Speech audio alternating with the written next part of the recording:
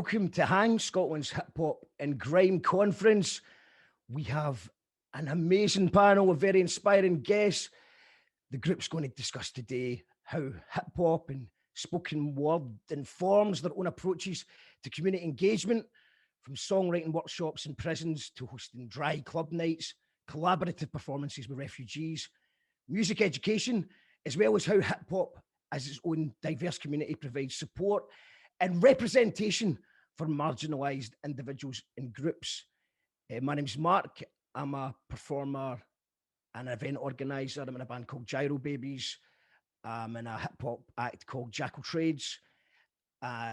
New album out this week, but it's not all about me. But since lockdown, obviously they made performing illegal and events illegal, so I've just been focusing on doing an almost daily internet TV show called Youcallthatradio. And I'm very excited to be asked by Richie and Alana to speak to a whole bunch of legends today. So yeah, I think probably the best way to start it is just by going round and letting everyone introduce themselves. To the left of me is Karen. Thank you for joining us today, Karen. If you could just give us a wee introduction. Hi, thanks, Mark. Hello, everybody. My name's Karen Dunbar.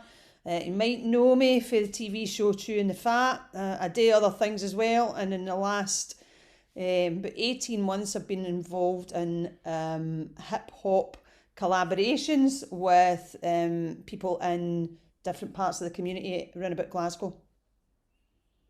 Amazing. Next is Jill. Hi, yep. So I'm Jill. I'm a musician. At the end of last year, I set up Scotland's first record label for ex-offenders, Conviction Records. And hip hop is obviously a really important form that young men tend to gravitate towards in jail. It's a great cause, and it's a tremendous name for a record label as well.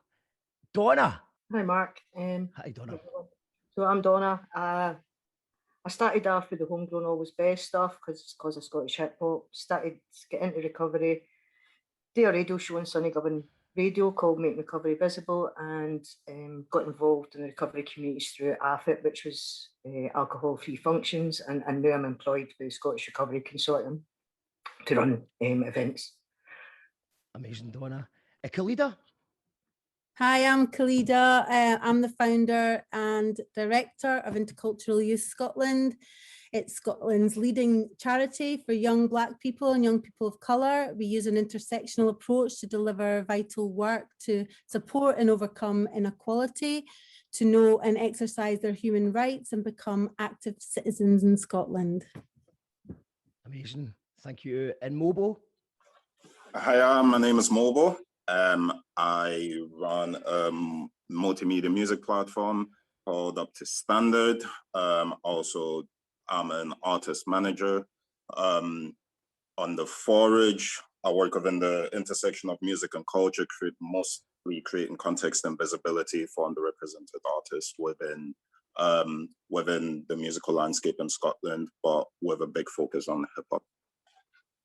Amazing. Thank you very much. You all do amazing work. Big fans of everything that you are doing. So I'm really excited to hear what you've got to say about it. And I think, first of all, because I know that some people who might be watching this might not be involved in the hip hop community. So I think it'll just be quite nice to sort of start with, how, positive examples of how hip hop can be a support mechanism. I mean, for me, myself, I was always writing. I always loved hip hop. And then when I suffered some very close bereavements, I just decided it made me want to record, get better, perform live. And it's been total therapy just to write and perform. And yeah, just Karen, just wondering, I mean, how did you get involved, and have you got any examples of yourself or others who have had hip hop's had a positive effect on? Yeah, definitely. Thanks, Mark. It's funny, I said there I've been doing this for about 18 months, and it's true in a way because I was doing it in my head, but then the pandemic came along and sort of accelerated everything, because it had been an idea that I'd had for a long time, was wanting to get together with groups of people. I wasn't really interested in who it was or what was going on with them. I just wanted to get some folk in a room, which we didn't know how hard that would be. Get some people in a room and write some hip hop with them. And so that was an idea that I'd had for a while, but I had the luxury of being too busy. And then when the pandemic came along, that gave me the ideal opportunity. So it was last sort of September that I actively started doing hip hop workshops with different members of the community, different sections of the community. And so I can speak personally in that thank God for that outlet for me during the pandemic, when the majority of the work that I do is in the live space. And so that gave me personally focus, commitment, purpose, creative purpose as well. I wasn't able in myself to connect to my usual outlets of creativity, like writing plays, different things like that, writing stand-up. I just couldn't do it. I just couldn't see how it could be developed, because we didn't know what was happening with the world. But because we was doing, had motivation to get these groups together on Zoom, because once I put the word out just to a few people, I was fortunate that folk came back and said, we've got the group of refugees that I was working with, we'd love to, we'd love you to do that with them. So, right, I've got to think about that. So I've got to get up and I've got to get motivated and think about it.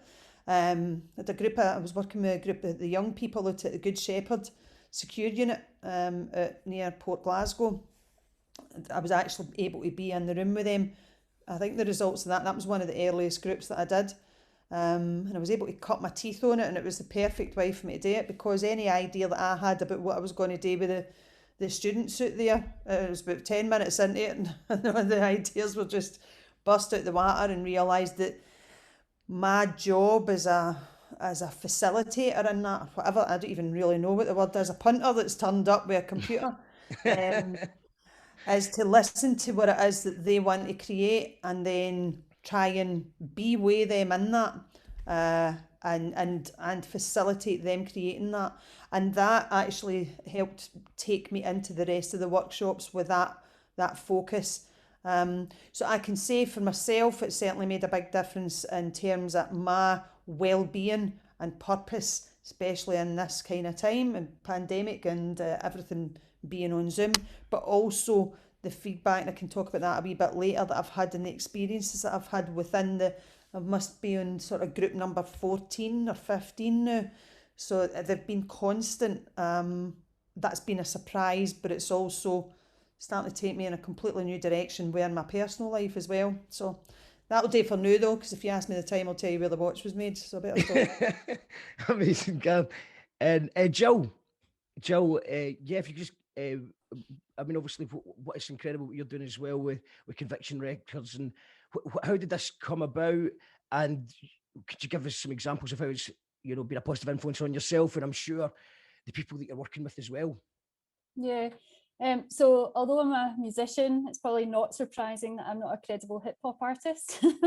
But for about the last decade, I've been going in and out of Barlinnie, which is one of Europe's biggest jails, doing some cover songs and working with my own band. And then last year, I decided that I wanted to give people a voice, i.e. have them use their own lyrics and say what they wanted to say. So just before lockdown, I piloted some songwriting workshops, and everyone that turns up was a hip hop artist, which was a challenge to me. But I guess my contribution to that was to work with them creating a melody that linked their raps together.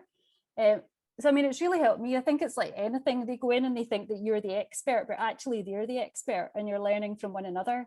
And it was very much a team effort that enriched my life and hopefully enriched theirs as well. And so from that, I began to think, well, what can these guys do with their music when they get out of jail? And that's how the idea for Conviction Records was born. So I have the privilege of turning people away because they don't have a criminal record now. It's amazing, absolutely amazing, Jill. And Donna. Hi, Mark. So I was introduced to local hip hop through Steg and Sonny Govan, and then I was always kind of creative, but obviously active addiction kind of took me away from all that. And then when I got clean, got into recovery, I came about and done the homegrown stuff, took pictures, videos and stuff, and about gigs, got involved with it that way. And through recovery circles, got involved with alcohol-free events, and we did hip hop workshops through that. We had Shady up for the Queen's Arts, and she did hip hop workshops, and Becky Wallace did workshops and things for us, and it was just about, like when I got clean, I didn't know myself and all that, so it was like exposing people to new things in recovery, And the women that took part in the workshops, some of them had never written before, some of them had never performed before, and they performed at an International Women's Day we did. And for there, things just progressed, and now I'm employed to put on the alcohol-free events for the Scottish Recovery Consortium. Amazing. And the whole time I've listened to local hip hop. Well, I know that you do genuinely love it as well, Donna. So it's brilliant. It's been good for you and everyone else. And I think you touched on a good point there about identity. And I think there's something very important about that with hip hop, because you are learning to write, and then the words are pouring out, and you're sort of learning a bit more about who you are as well. So bang on, Khaleda. How's hip hop positively affected you or the people that you work with? Well, we deliver direct Black and POC-led services in advocacy, race equality education, our Restless Natives employability, intersectional gender equity, and a mental health service, but most of all, delivering direct services in youth arts and music. I have seen hip hop as being used in the classroom and youth work as a method of engaging young people in America rather than here in Scotland, unfortunately. We feel that it makes sense for educators to use rap music to teach young people who might otherwise not find a subject at school relevant. It's all about creating meaningful connections for young people. And much of this has got to do with the idea that music has always been a tool for teaching, and that hip hop, because of its vast lyrical and stylistic components, can be referenced, adapted, and used to translate complex ideas in a language that young people can relate to. There's a special relationship with hip hop that transcends the music. It's the culture, and many progressive educators understand that this cultural connection is not simply helpful, it's absolutely crucial when considering how to best educate today's youth. With rap music continuing to rule as one of the most popular music genres, educators or youth workers must learn how to tap into the richness of hip hop culture to engage young people in topics that range from Kala's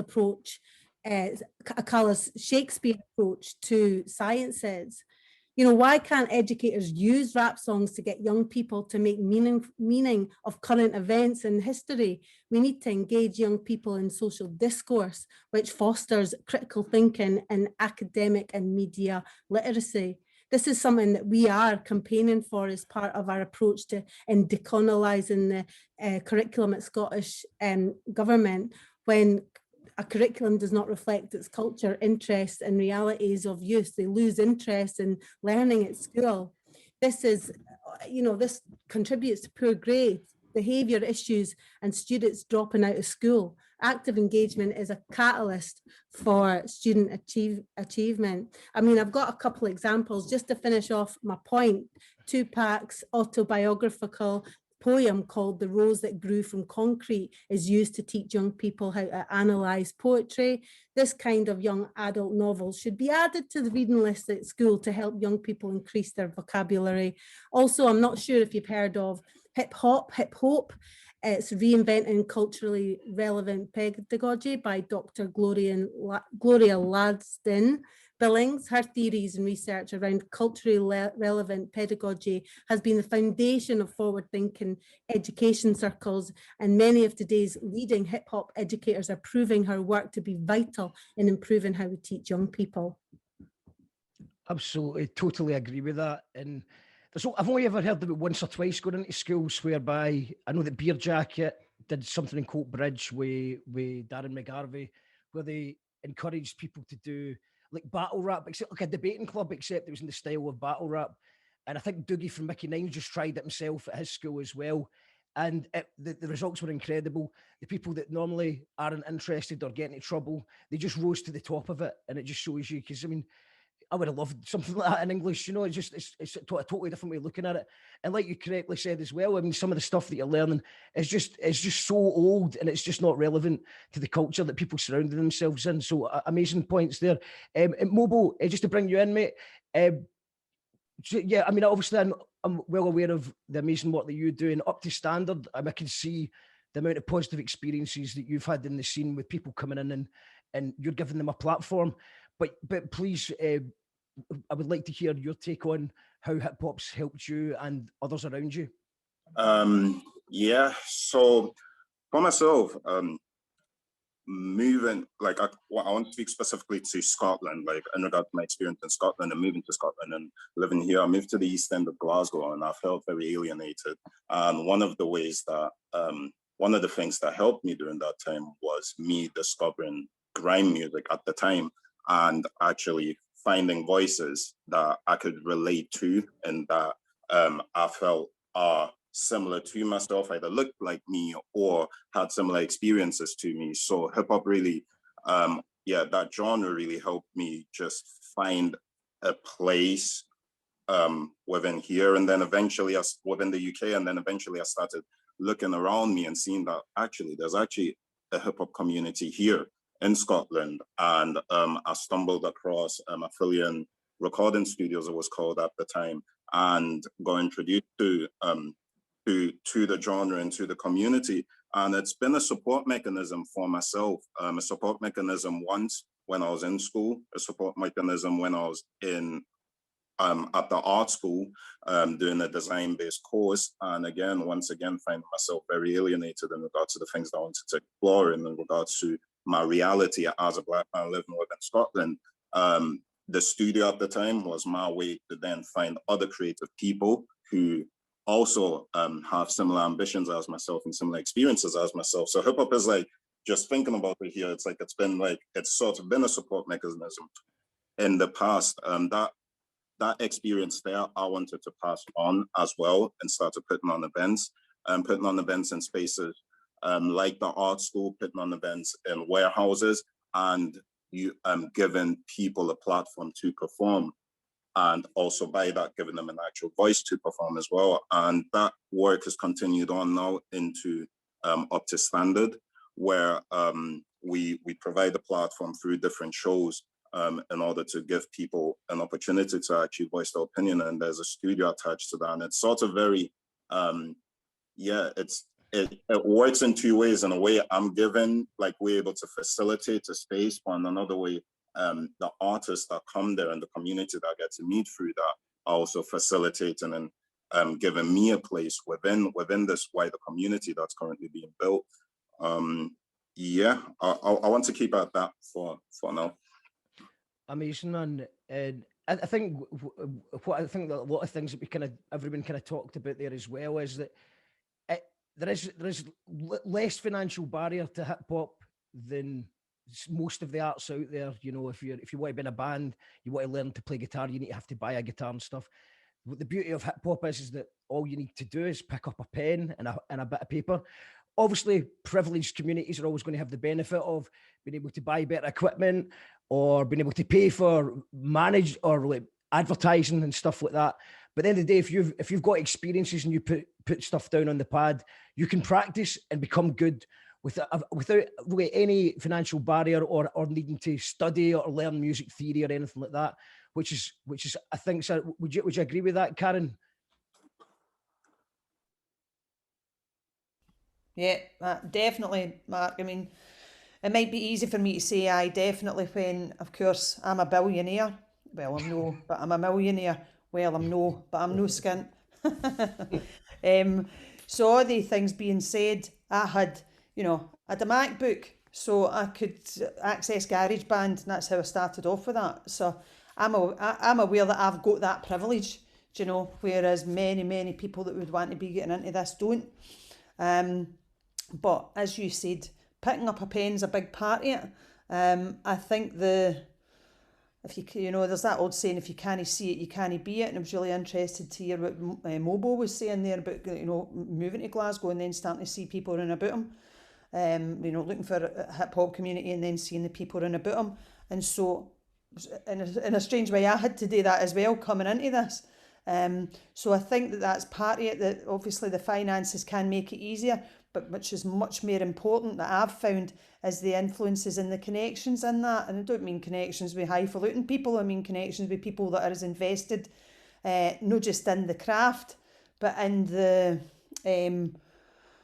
what we're talking about today, and the application, the positive application of hip hop, rather than just it being about spitting bars. See, this is me picking up the lingo now. But as I needed to find people that were coming from a place that wanted to use it for the kind of greater good as well. I don't know if that answers the question, but I certainly enjoyed listening to myself. No, it's amazing. It's absolutely correct. It's like, you know, so, I'm sure, like, you know, my brief interactions with the sort of television and media and acting and stuff, it seems a lot more middle class and stuff like that compared to just there's more, it just seems like there's more barriers in general. Well, at the end of the day, if you're a good rapper and you've got experience, you can write about it, and that's amazing. And just one more point in that, Karen, I think that we would like to cover as well, is just because I think everyone's got experiences of this, and I think it's really an important point to kind of underline, is the confidence that people get from, you know, from going from someone who's maybe just starting out completely, and then suddenly they can become a very confident person almost overnight. And also, I love the directness that a first-time writer or a very early writer can just say something so direct and amazing that maybe a more experienced writer wouldn't have even thought of. You've hit on something totally there that I hadn't even really thought of, Mark. I mean, I would count myself as, certainly in my upbringing, as lower working class. I wouldn't even go into working class. We were lower working class. So for me to be doing the job that I've done for 20 odd years, to be involved in television and theatre, is me going... This is only my opinion, by the way, so somebody, you know, come at me, whatever. But that's me going out with my class barriers, you know, and that's why that was such in my mind when I was younger, a harbouring to me was, I thought, well, I want to do what I'm doing, you know, what it is that I do. Oh, John, there's the ice cream van, can you hear it?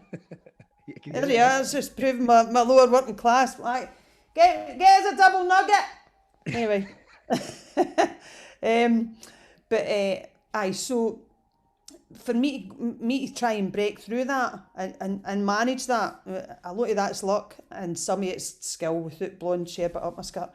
But to come into the hip hop scene and to realise that actually saying the class I was born into, and it sounds as if I know what I'm talking about. I don't. As I say, it's just my opinion and my own experience.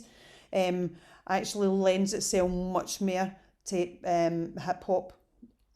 Again, please correct me if I'm wrong, because that's certainly no way a bias to anybody that would be middle class or upper class that's coming into it, because I've never found anything as egalitarian as hip hop either, which is really refreshing.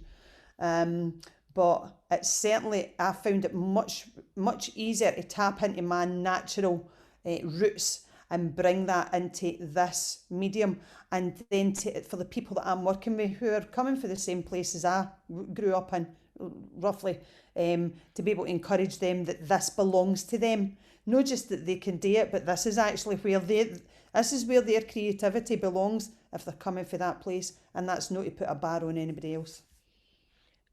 Just to bring Jill into this, so just sort of like just cover that point again. I mean, you must have seen people who are maybe writing for the first time, and how do you approach it? Are you just like, write down your thoughts, don't worry about making it rhyme or anything, just write down your thoughts first and then work around it from there? And you know, have you been amazed at how a first time writer can write something so incredible at times? Yeah, although in the jail, I've got to say there aren't too many novices. It's quite a common thing to do. So I was really surprised by the sophistication of it. As I say, you think you're going in there to teach something and actually they're brilliant at it. But certainly, I guess it's easier if you don't sing or you don't want to sing. It's a different way to express yourself. It's got more street creds. And yeah, I mean, you can start with a pen and a paper, but I guess part of the reason I set up with the record label is you can only get to a certain level without finances. And if you want to go further, you need financial backing. But definitely it's egalitarian in terms of just being able to get a pen and a paper. So what was when you're saying that you're going in, are you coming in with acoustic guitar and maybe creating a hook and then sort of collaborating? Yeah, so I went in with a guy who played keyboards, and we were we got them to choose the chords and the beats, etc. And we, as I say, I created a kind of melody and words that wrapped around their raps, if you like. So that seemed to work quite well. And I was actually amazed that they wanted to sing the melody that I created, because I thought I would just be singing it myself. But we had a bit of a choir going, which was good fun. Amazing. Donna, what about yourself with the workshops? Have you got similar experiences from doing that?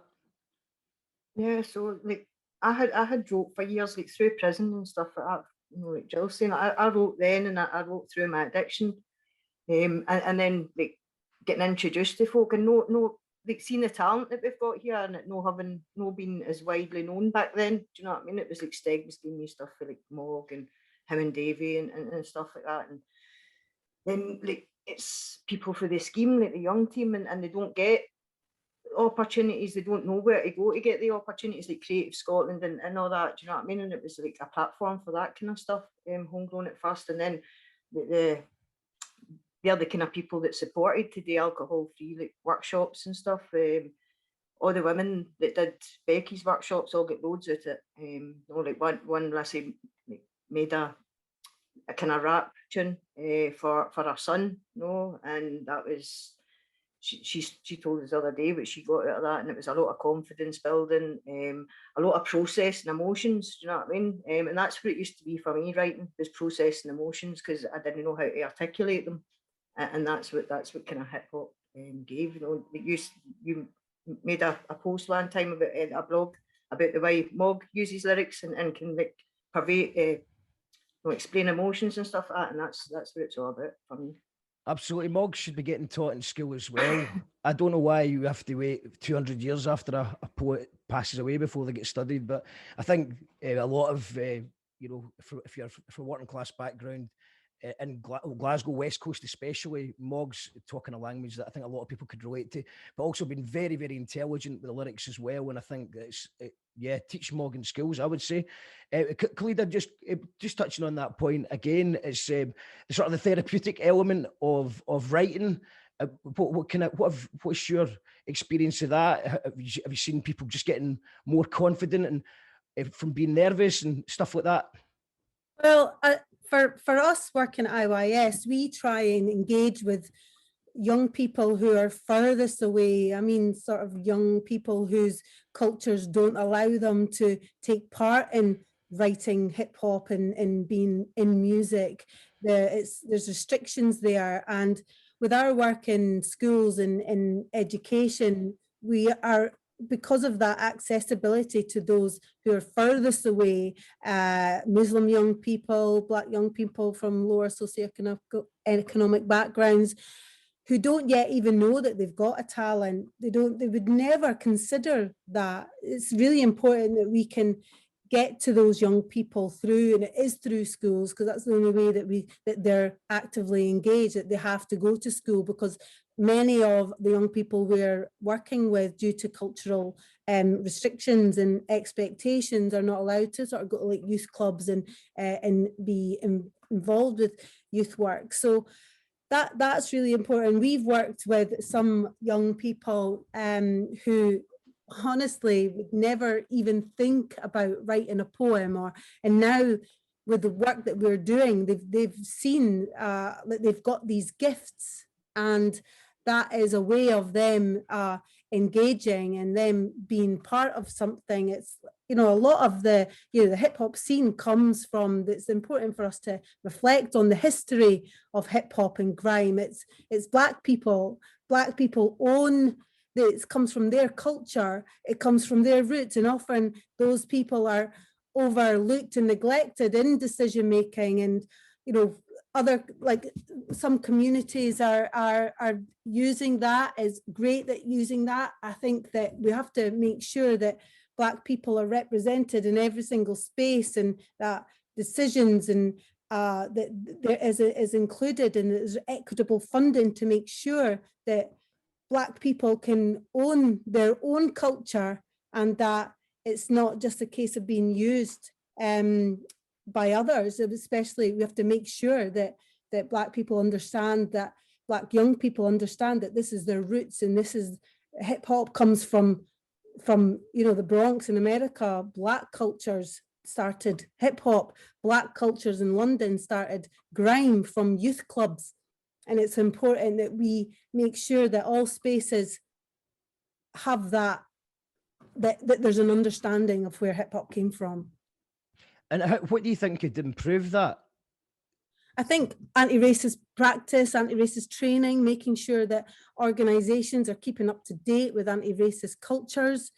It's and that you get in that specialist experience, and you're always looking at ways to engage that effectively, that we're not creaming off the you know, if there's Black spaces, Black history, I wouldn't put myself forward for that. It's really important that we create that space for Black professionals to take the lead on that. We at IYS, we're diverse. We've got Black leaders within our organisation, Asian leaders within our organisation, and it's just important that we sort of come together and influence change across Scotland, and that organisations start listening and understanding that, okay, I'm taking the space, but I'm also making sure that I take someone else along with me, and that person then hopefully takes over the positions in some of the areas to do with anti-racism, some of the areas to do with Black history. And, you know, hip hop and grime is Black history. And it's important that we really, truly reflect that in the when we're doing this work, and that organizations and practitioners teach that learning as well, that this is where it comes from, and that we all enjoy it and benefit off it in that way, that it's that there's not that disadvantage to those groups that are often the most vulnerable, that often the most neglected and overlooked. Amazing. Mobo, just to bring you in there, would you say that Black culture is being reflected properly in the Scottish creative industries? No, definitely not. We've got a long way to go for that. I do see organizations pointing in the direction, or at least hinting that they're willing to begin the long journey of getting us to such a point. However, going off what Khaleda was saying in regards to representation, I think we still have a very long way to go. Part of the work that I do is holding space, I like to call it, which is that, like, I'm not trying to monopolize on the area of space that I'm holding, similar to the studio, for example, like having a studio facility so that other artists can come through, and people that will have similar backgrounds as myself, or look like myself, or are of or are othered within Scottish community, have someone that they can see and can say, okay, actually, I can do that as well. And it is similar to the work that a lot of other people here on the Zoom are doing as well, where there is you're holding space within jail, so that, like, you can then get folk with a criminal record, and or whether you're holding space within the realm of recovery. I think that's important. And for myself, just due to my experiences, I think that this is something that we do need to work on together. Like, it is very important that we work on this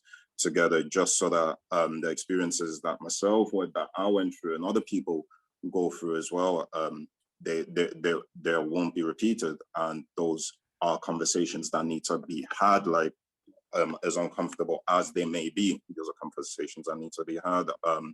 My experience is that I tend to be the only Black person that gets asked to do certain things, and I'm starting to change that by ensuring that I do ask for someone else to be added to panels as well, added to lineups, just so that, like, the culture, you know, like the culture of misrepresentation, underrepresentation changes. And this goes across the board, I think, and it's important that it goes across the board.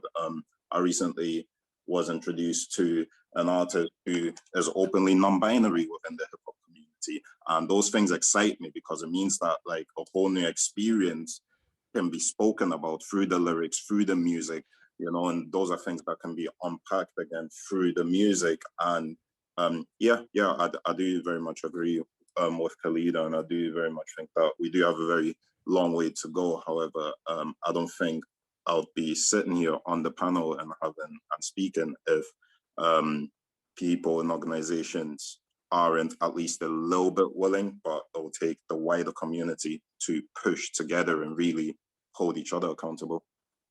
And is there anything that you know, you know what people should be trying to do to help to make a difference in it? I think having conversations, it's very important, giving people voices. And this is just within, like for myself, this is within all underrepresented communities. I can speak from my experience, however, giving people that are doing the work, giving people that are right in the thick of it, that have the experiences, the actual voice, and giving them leadership on things as well, and pushing collaboration really. And yeah. Collaboration is an excellent point. Oh, sorry, Khaleda, on you go. Just to add into that, I think it is like looking for anti-racist practice within your own organisation. It's so crucial into really truly understanding the needs of young people that you might not be working with. If you've not got lived experience in working in that area, and it goes across not just anti-racist training, but you know, disability training, looked after young people. That's my background, is that I was in care as a child, and having that understanding, that being from that background of not having your parents who are fully committed and looking at, it's just that sharing of understanding, but also putting in for your budgets, putting in your when you're applying for funding, when you're getting funded, to make sure that intersectional approach is embedded in all of your sort of development. Amazing. Great points from everybody there.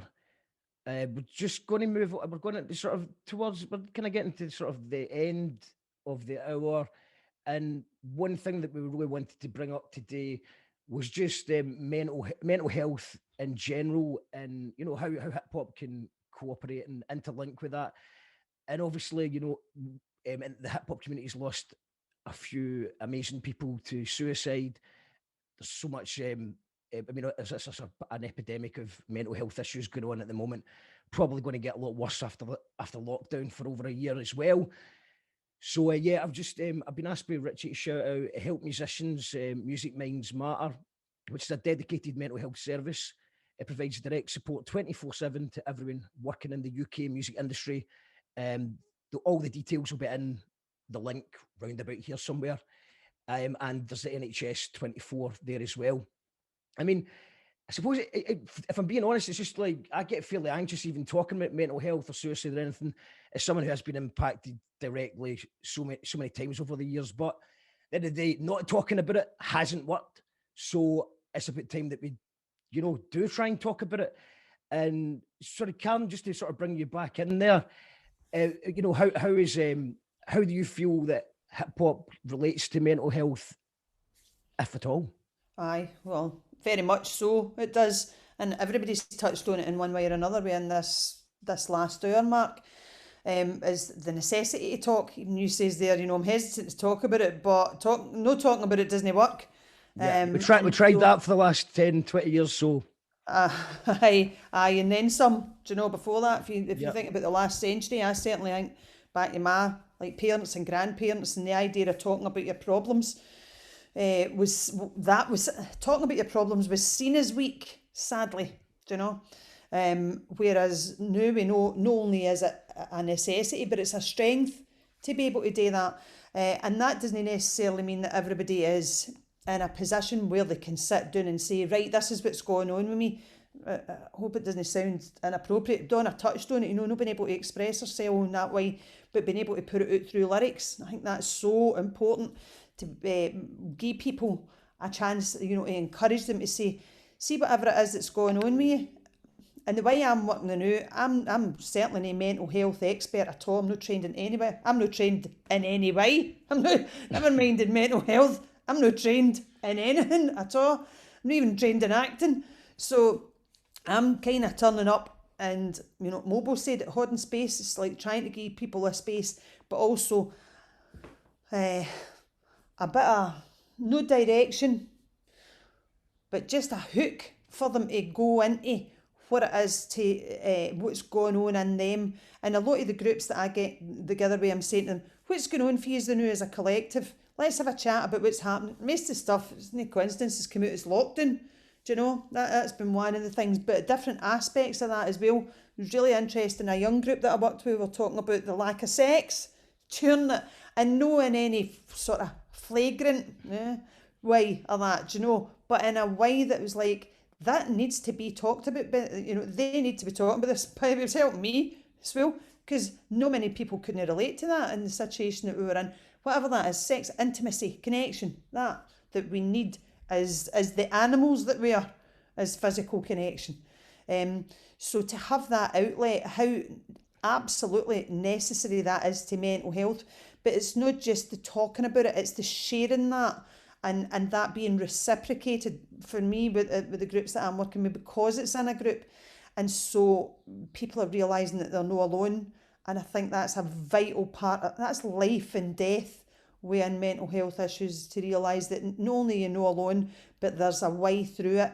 And we might not know what it is, but at least we're trying to look for it together, as opposed to it's just something that's me in the room, on my own, in my head, working out on myself. That's all good and well. That makes great music, do you know? That makes great lyrics, but we'll know a lot of phenomenal lyricists that have died, you know, because the other part of that is being able to share that, and then hopefully go together to look for a solution to that. But it's vital to it, and hip hop's been, for me, in the tiny amount of time that I've been in this area, not only can I see it myself, but I can see it in the groups that I'm working with, how that's connecting people and they're learning to express themselves. Absolutely. And I think for anyone who's maybe watching this who doesn't think, oh, I couldn't be a rapper or anything like that, or a poet or a singer or anything like that, it's on a very fundamental basis. Just the act of writing a lyric out, just, it seems like the problem, it doesn't disappear completely, but it feels like you feel lighter all of a sudden. There's less weight on your shoulders. I think something like that. And I've also said to them, you know, if you can talk, you can rap. Do you know what I mean? And if you can clap, you've got a beat there.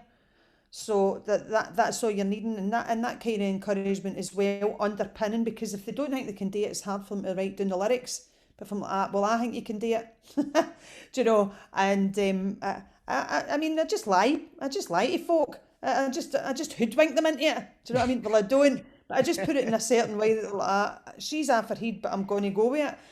And then, and it's good because then I can prove it to them. I just love being right.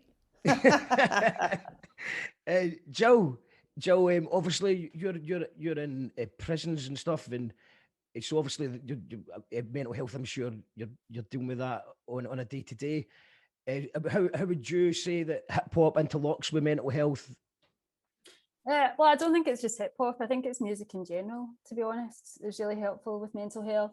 I mean, I didn't really start, so I come from a family of musicians, but I didn't really start pursuing music myself until I was in my early 30s, and I had just got out of a relationship with quite a violent and abusive partner, and then I had PTSD, which I still suffer from.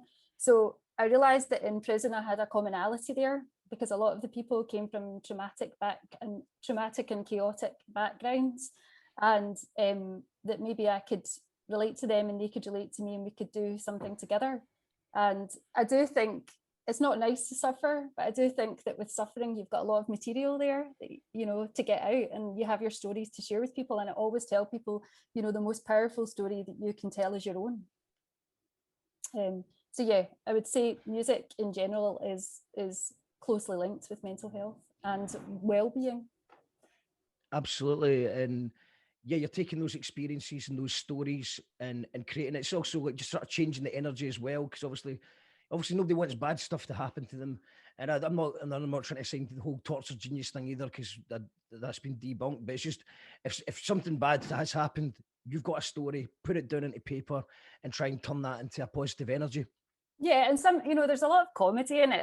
I shouldn't really say this, but one of my favourite guys in the jail is an MCer who basically doesn't take a breath. And he created this rap called Can't Catch Me, You Tit, which was absolute genius. And I wish I could put it out there, but it's not really in keeping with rehabilitation. But it's certainly, we had a lot of laughs from it, you know, and built strong relationships. Maybe a secret track. Maybe it's a secret track. Maybe a secret track, yeah. Yeah, I'm up for hearing that one.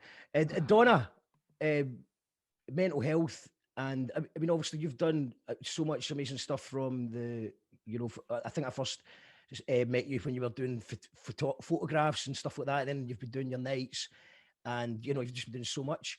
So Sonny Govan TV show, it's opened so many doors for you that you've done so much stuff in the last couple of years. So I mean, how important is it to your mental health and the people that you're working with as well? It's really important. I mean, like you said, so Sonny Govan was how I got introduced to it like 10 years ago in active addiction. Do you know what I mean? In local hip hop anyway. But as Jill said, music in general is really important to mental health. But you know, the past few years, getting accepted by the hip hop community, coming in for being an active addict, and always being honest about that. Do you know what I mean? So being accepted for people, and then having the support of people for the homegrown stuff, and then for nights, and just building stuff for them, you know, like, and then getting a show in Sonny Govan. My thinking then about that was, if during the time I was in active addiction, getting in there, somebody had been talking about recovery, I might have found recovery sooner. But yeah, I thought when I stopped taking certain substances that life would be born. You know, it was like taking drugs was fun, even though it wasn't. Do you know what I mean? Because at the end of my use, and I was in a house and I didn't go out. You know what I mean? But I've done more in the past few years when about other stuff than what I'd done in the previous 20. Do you know what I mean? And that's kind of what we try and do with nights now, is have fun. You know, the recovery community loves a rave. You know what I mean? We've had raves, we've had Steg along, we've had the young team along, we had the Recovery Connect. We had the Recovery Connects Festival a couple of years ago. Hopefully we'll have it again in August, and it's about showing people having a good time in recovery, and that's recovery for mental health, recovery for addiction, recovery for whatever. Do you know what I mean?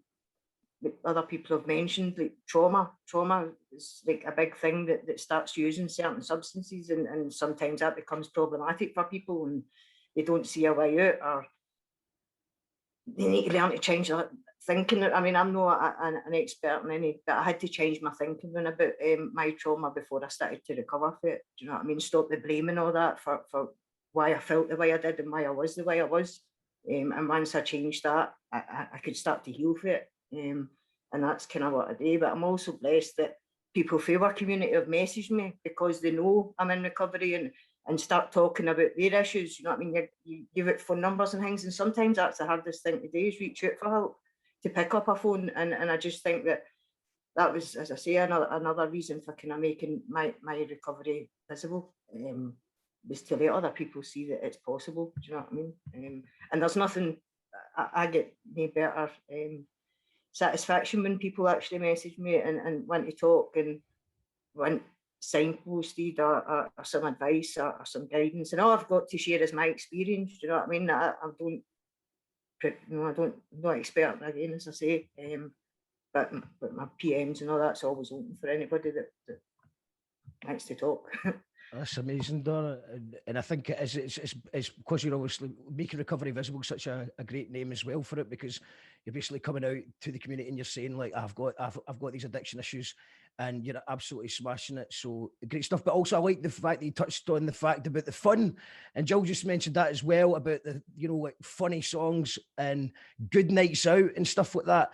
And, you know, and a lot of you know, like the positive impact on mental health is because it is actually fun. You're going out to live gigs, not right now, of course, but we are usually going out to live gigs.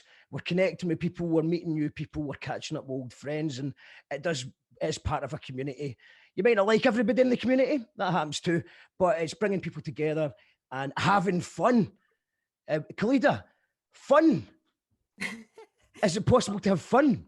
Well, when you're talking about mental health, yeah, of course, you can have fun, but there's that underlying issues that we need to acknowledge. It's so important. You know, I've got so much to say on this. There's no way I could just fit it into this interview. And you know what? I'd love an opportunity to discuss this in depth with various people around this table and other tables.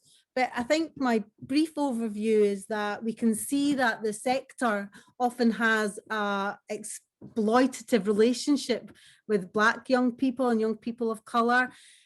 Often their relationships and their creativity goes uncredited and unrewarded. And others, we do see that they capitalise and take advantage of this. It really does affect young people, Black young people of colour's mental health. and the mental health of practitioners that we work with, who are already working on the ground with young creatives. Also, cultural expectations, barriers, and poor socioeconomical status make it harder for young people to seek help. Mental health issues often come with the stigma and are often seen as a weakness, especially within Black and POC communities. Instead, those suffering from poor mental health were encouraged to, be strong or get over it or pray. Older generations' attitudes were linked to the survival hardships and structural and interpersonal relationships, racism they experienced. This also contributes to intergenerational trauma, and that's something that we really have to sort of look into as well. And to make matters worse, there's also a general shortage of culturally appropriate mental health providers and even fewer therapists who understand underground youth cultures. There's further reading on this, and it's available on our recently published mental health report called Speaking Our Mind. It also states that many young people described their difficulty in speaking about their emotions with their families due to stigma and lack of acknowledgement of mental health difficulties with some communities. I've also heard of rappers who openly discussed having anxiety using their music to address the seriousness of mental health. It is also true that hip hop music videos, lyrics can also be used to help treat mental illnesses. Hip hop therapy is a new non-traditional approach to addressing mental illness. And just before I finish my point, IYS do have a mental health service. We're looking to sustain this work. We're launching a report with ministers soon with a view to raising awareness and making sure that there's equitable funding, along with decision makers responding to the report's call to action. It's hugely important that we're active, engaging, and it's crucial that there's investment into grassroots organisations such as Up to Standard and many of the organisations here who reach and nurture youth talent in a positive way. The responsibility lies with all of us to ensure that young artists and POC-led grassroots organisations and other equality organisations are protected, and to stop exploitation and tokenism as it arises, and that young people are protected. That it's not just a case of, come and perform, it's support in that journey before and after, and we all have that responsibility and duty of care. That's a very excellent point. It's not just about booking the artist, it's helping them through that.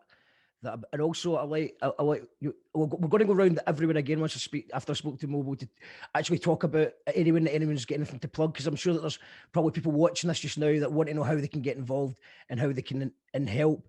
But yeah, just to bring you back in, Mobo, again, to a couple of points there that were really important about, the actual, maybe an aftercare type service for people who are not just getting the gig, but getting the support to do the gig. And also, I was struck as well, but it is quite, maybe it's just my own experience of the type of hip hop I've listened to, but there seems to be so much more hip hop that's open about struggles with anxiety and depression than ever before. And from what I've been listening to anyway, it doesn't seem like, because obviously that is a major problem. It's that it was seen as a weakness that, I think everybody's touched upon. But it does seem like, you've got strong rappers and lyricists who are now talking about the situations that they're facing. Yeah, definitely. I do agree. I took some notes because I want to touch on a couple of points. One of the points being mental health and the conversation around mental health, it is so needed within the community and within hip hop as a community. And hip hop as a community can also help people that do struggle with mental health and that do suffer with that do have mental health issues, or that, like myself, who also suffers from just overworking myself a lot of times. And I believe that hip hop is an outlet just due to the nature of it. It's down, as you said, as someone made the point earlier, you can, as soon as you're speaking, you can vocalize, you can talk about certain things. And I feel like speaking about things within our community is so key, especially because it's very male focused, and we do tend to just struggle to open up, or I tend to struggle to open up. And also we tend to forget to give other people voices as well. So it can be very focused on just us. The other point I wanted to make is that hip hop in general and the different genre, music in general, has been, I've seen a transform artists that come through to the studio from just literally seeming like just sick and tired of their day to day, and then having the studio as an outlet to literally just come in and vent. And especially after lockdown, we had so much music, so much amazing music that's going to change the landscape of music in Scotland, where people really spoke about what they're feeling, spoke about people they've lost, spoke about just their different journeys. And I think the underlying thing is that like it is an outlet in order to speak, because a lot of times the young people and the artists, the communities that we come from, these conversations aren't very open, you know, like you're not going to sit on the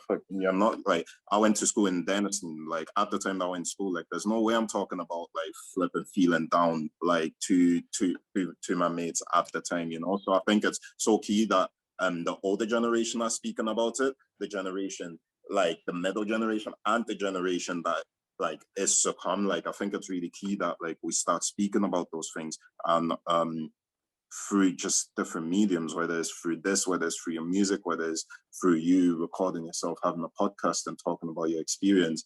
I think it can help a lot. I've learned a lot from, like, for example, one example is Gasp, who talks a lot about just his experiences and mental health wise, down to the Astronomic, who also speaks a lot about just his experiences within music. And I think that is something that I'll definitely keep encouraging.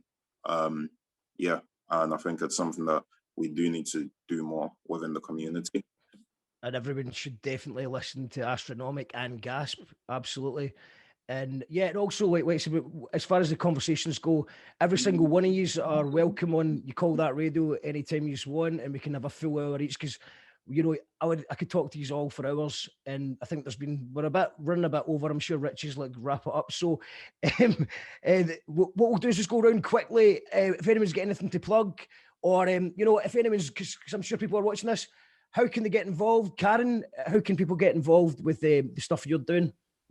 Probably the best bet would be just to check out my website. There'll be updates on that regularly, so that's just dunbar.co.uk, Mark. There's other things coming up, but nothing that I specifically want to tell you about. Television stuff, which is nothing to do with hip hop, so...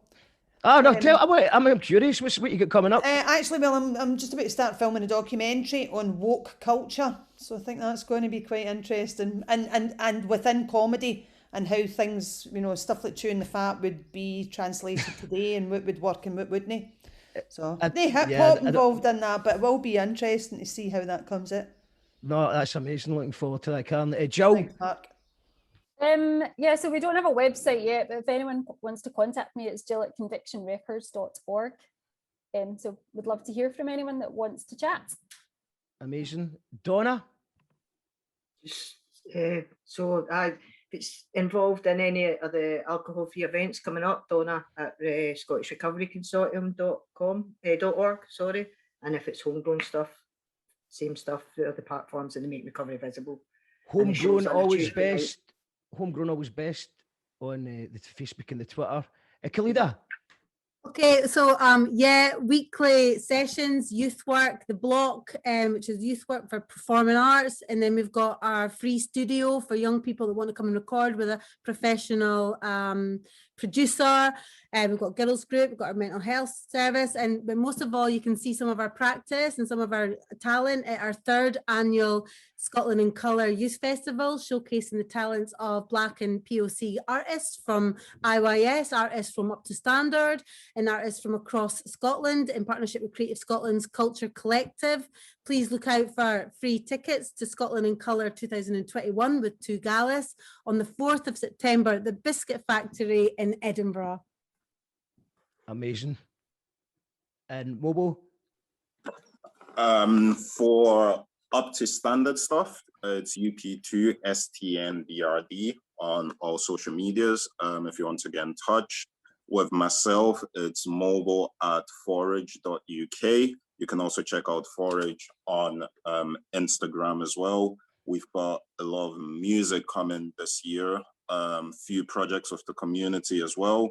And yeah, like, do 100% check out Intercultural Youth Scotland because they do amazing work. And I think everybody here on the panel, there'll be something that you can take away from the work that they've done that will then also inform your work in the future. But apart from that, it's been so amazing speaking to everybody. And I'm definitely going to get in touch with a couple of you as well. Amazing. And like I said earlier on, the offer's open if anybody's want to come on my show and we'll get a proper chat, a longer form chat. So it's been an absolute pleasure speaking to you all. Thank you to Hang, Alana, Richie for asking us all here. Thank you, Karen. Thank you, Donna. Thank you, Jill. Thank you, Khaleda. Thank you, Mobo. And I think that's it. Bye. Bye. Thanks, Mark. Thanks, everybody. So much. Yeah.